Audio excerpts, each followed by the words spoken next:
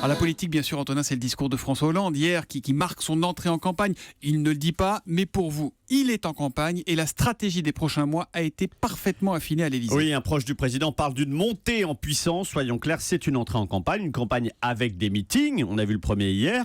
Et le calendrier se remplit d'ailleurs, puisque le prochain sera à l'occasion d'un colloque à l'Assemblée nationale sur la démocratie le 6 octobre. Le suivant, fin octobre, date anniversaire de la naissance de François Mitterrand.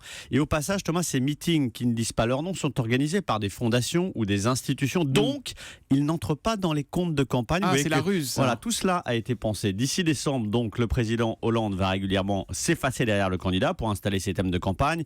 L'idée de la France opposée à l'identité, la défense du modèle social. Et il ripostera aussi à Nicolas Sarkozy. Alors justement, Antonin, pourquoi lui plutôt qu'Alain Juppé ou François Fillon ? C'est une obsession chez François Hollande. Cibler Nicolas Sarkozy, c'est une façon de l'aider à gagner la primaire, d'installer le duel présidentiel avec lui. Nicolas Sarkozy, c'est l'adversaire préféré de François Hollande parce qu'il pense qu'il est à sa portée, qu'il peut le battre.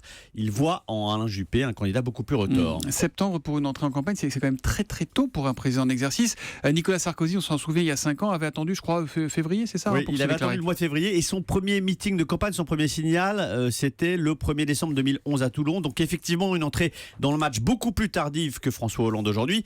Mais souvenez-vous, ce que ses amis ont reproché à Nicolas Sarkozy, François Hollande lui aussi s'en souvient, si tu avais eu 2 ou 3 semaines de plus, tu gagnais. Et c'est vrai que l'écart n'a cessé de se réduire en fin de campagne en 2012.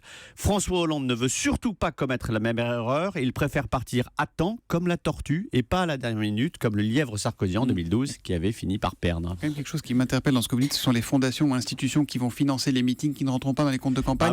On peut dire des tonnes de choses sur Big Malion, mais tout ça n'est pas encore clairement assez dit. Il y a encore une zone d'hypocrisie. Oui, on essaie toujours de filocher quand on est en campagne électorale.